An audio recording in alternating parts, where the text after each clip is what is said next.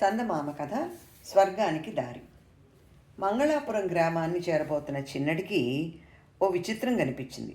ఊరి బయట పంట పొలాల్లో దమ్ము కొంచెం కూడా లేక నేల నెర్రలు విచ్చుకుంటోంది. పైర్లు ఎండిపోతున్నాయి. కానీ వాటిని ఆనుకున్న చెరువు నిండా నీరుంది. మరికొంత ముందుకు పోయి చిన్నడు మరో విడ్డూరం చూశాడు. ఒక పెద్ద తోపులో చింత, మామిడి మొదలైన చెట్లకి పాదులు తవ్వి కొందరు మనుషులు నీరు పెడుతున్నారు. ఈ ఊరి వాళ్ళకి మతులు లేవా అనుకుంటూ చిన్నడు పొలాల్లో ఉన్న మనుషుల దగ్గరికి వెళ్ళి, ఒక పక్క పంట పొలాలు నీరు చాలకుండా ఎండిపోతుంటే మరో పక్క మహావృక్షాలకు నీరు పెడుతున్నారేమిటి? చెరువులు అంత నీరుండగా పొలాలు ఎండిపోవాల్సిన కర్మేమిటి అని అడిగాడు. ఆ చెరువులో నీళ్లు మా పొలాలకు ఎలా వస్తాయి బాబు? చెరువు జమీందారుది, పొలాలు మావి. ఆ చింత చెట్టు, మామిడి చెట్లు కూడా జమీందారు గారివే. వర్షం కురిస్తే గాని మా పొలాలు పండవు అన్నారు. చిన్నడికి ఒళ్ళు మండిపోయింది. మీరు ఒట్టి వెర్రివాళ్లలా ఉన్నారు. చెరువు జమీందారుదైతే అందులో ఉన్న నీరు అతని తాత పంపిస్తున్నాడా అని చిన్నడు అడిగాడు కోపంగా. జమీందారు తాతకేం బాబు, మహాదాత. మా పొలాలు తడిసినాకే తన పొలాలకు నీరు పెట్టుకునేవారు. ఒక్కోసారి పాపం తన పొలాలు ఎండిపోయినా చూస్తూ ఊరుకునేవారు. ఆ రావు బహద్దూర్ కొడుకు రాజారాం బహద్దూర్ తన పొలాలకు చాలగా మిగిలిన నీరు మమ్మల్ని పెట్టుకొనిచ్చేవాడు. ఇప్పుడు ఉన్న జమీందారు ఆయన కొడుకు. ఈయన గారి హయాంలో ఎలా ఉన్నది నువ్వే చూస్తున్నావుగా. చుక్క నీరు రానియ్యాడు. మా బతుకులు చింత చెట్ల కన్నా హీనమైపోయాయి అన్నారు రైతులు. ఈ మాటలు వింటుంటే చిన్నడికి కడుపులో దేవినట్టయింది. వాడు 2 రోజులు ఊళ్ళో ఉండి జమీందారు గురించి వాకబు చేశాడు. జమీందారు ప్రవర్తనకి ప్రత్యేకమైన కారణం అంటూ ఏమీ లేదు. అతడికి ఇంగిత జ్ఞానం తక్కువ, మూర్ఖపు చాదస్తం ఎక్కువ. నయానో భయానో జమీందారు వైఖరి మార్చి ఊరి వాళ్ళకి ఉపకారం చెయ్యొచ్చని చిన్నడు అనుకున్నాడు. ఈ చెరువు దొంగచాటుగా చెరువు నీళ్లు రైతులు తమ పొలాలకు పెట్టుకుంటున్నారేమో అని అనుమానపడుతూ జమీందారు ప్రతిరోజు చెరువు గట్టుకు వెళ్ళి ఎండిపోతున్న రైతుల పొలాల్ని చూస్తూ ఆనందించేవాడు. ఒకరోజు జమీందారు వచ్చే వేళకి చిన్నడు కాషాయ వస్త్రాలు, గడ్డాలు, మీసాలు, మెడలో రుద్రాక్షమాలలు ధరించి మొలలోతు నీళ్లలో నిలబడి చెంబుతో చెరువులోంచి నీరు ముంచి పరీక్షించి ఒలకబోస్తూ కనిపించాడు. అతను చేస్తున్న పని చూసి జమీందారు ఆశ్చర్యపోయాడు. ఎంతసేపటికి చిన్నడు నీరు తీసి చూసి ఒలకపోయటం మానకపోయేసరికి కుతూహలంతో జమీందారు చిన్నడిని సమీపించి కొంచెం పరిహాసంగా, ఏయ్ సన్యాసి, ఏమిటి నీళ్లల్లో ఏదో దేవులాడుకుంటున్నావు? ఏం పారేసుకున్నావు అందులో అన్నాడు. సన్యాసి చిరునవ్వుతో, అవును బాబు, చెంబుడు కొత్త నీటి కోసం వెతుకుతున్నాను.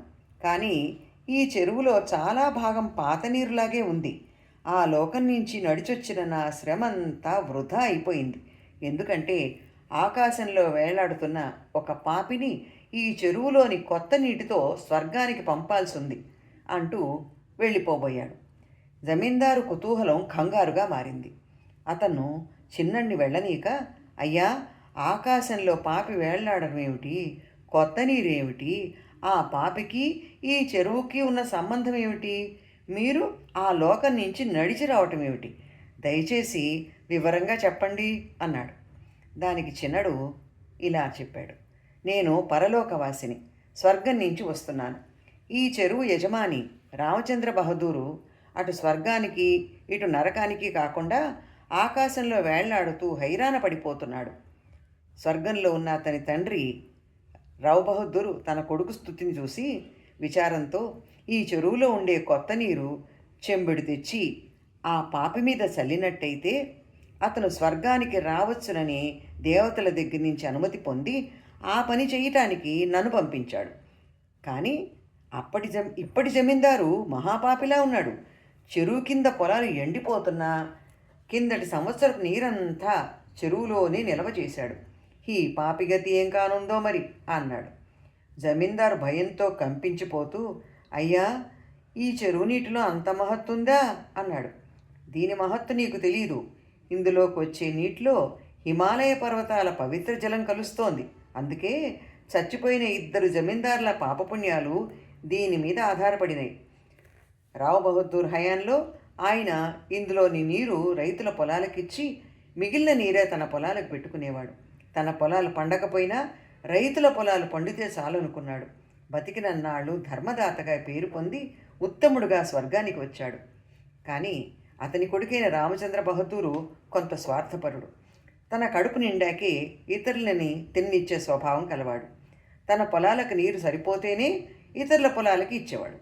ఆ కారణం చేత అతను స్వర్గానికి కాకుండా నరకానికి కాకుండా మధ్యలో వేళ్లాడుతున్నాడు. రావు బహదూర్ ఉత్తముడు, రామచంద్ర బహదూరు మధ్యముడు, ఇప్పుడున్నవాడు అధముడు అన్నాడు. వెంటనే జమీందారు చిన్నడి కాళ్ళ మీద పడి, స్వామి, నేనే ఆ అధముణ్ణి, నేను స్వర్గానికి వెళ్ళే ఉపాయం చెప్పండి అని వేడుకున్నాడు.